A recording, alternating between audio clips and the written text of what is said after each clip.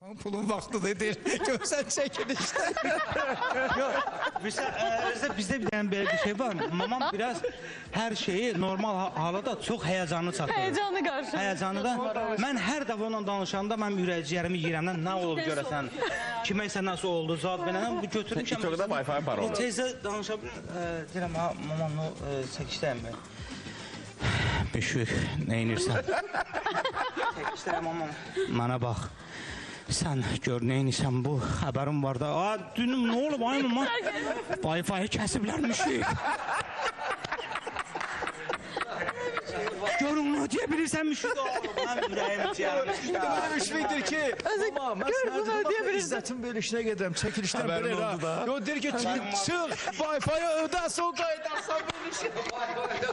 Bir də neymişsən elə bunu ödə bir dənə de. Deyirəm mən verişdəyəm, mən dedi. Bir də bir dənə ödə təhər elə.